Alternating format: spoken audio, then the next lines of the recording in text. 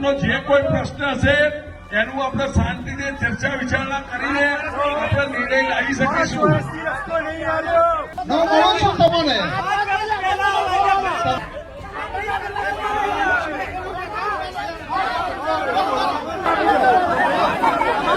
જનતા જ્યારે સવાલ પૂછે છે ત્યારે એ ઉગ્ર થઈ જાય છે અને ઉગ્ર થવાનું એક જ કારણ છે કે 5-5 વર્ષે નેતાઓના મોઢા દેખાય અને પછી એ નેતા પણ મોઢા બતાવીને કામ નથી ગણાવી રહ્યા, એ મત માંગી રહ્યા છે કોઈ કામ કર્યા વગર.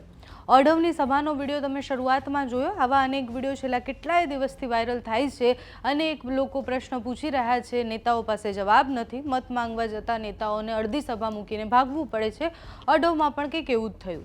ઓઢવમાં આવાસ યોજનાના જે મકાનો હતા ત્યાં એક સભા યોજવામાં આવી હતી. ભારતીય જનતા પાર્ટીના પૂર્વ સાંસદથી લઈને જે પેનલ આખી હતી, 4 ઉમેદવાર ત્યાં હાજર હતા અને બધા જ્યારે હાજર હતા ત્યારે પાછળથી મહિલાઓ ઊભા થાય છે અને એક પોસ્ટર અને કાગળ બતાવે છે અને કહે છે કે અહીંયા ગંદુ પાણી આવે છે, અહીંયા કોઈ જ પાણીની વ્યવસ્થા નથી, બધું જ ખરાબ છે, ગટરો ખરાબ છે અને તમે 5 વર્ષ સુધી દેખાતા નથી.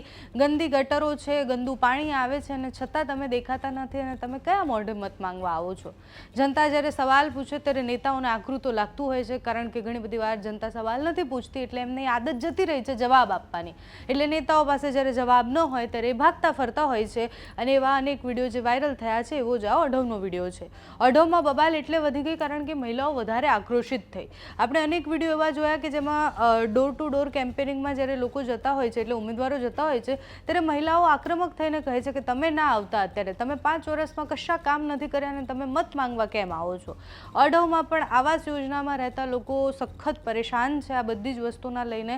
અને અમદાવાદ જેવા વિસ્તારની આપણે વાત કરીએ અને પછી આપણે એવું કહીએ કે અહીંયા પીવા માટે શુદ્ધ પાણી નથી, ગટરો સારી નથી, તો પછી આપણે કયા કોર્પોરેશનની અને કયા 5 વર્ષના કામોની વાત કરી શકીએ? ભારતીય જનતા પાર્ટીના નેતા જ્યાં જાય છે ત્યાંથી એમને ભાગવું પડે છે.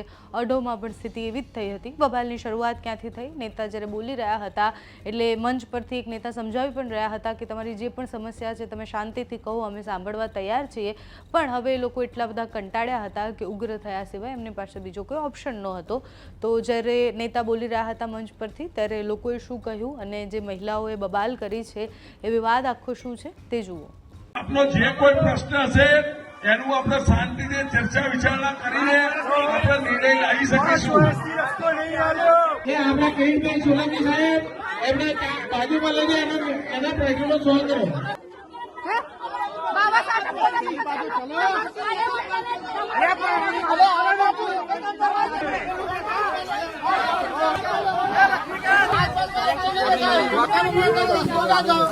અમારા માટે ઉતારી દો.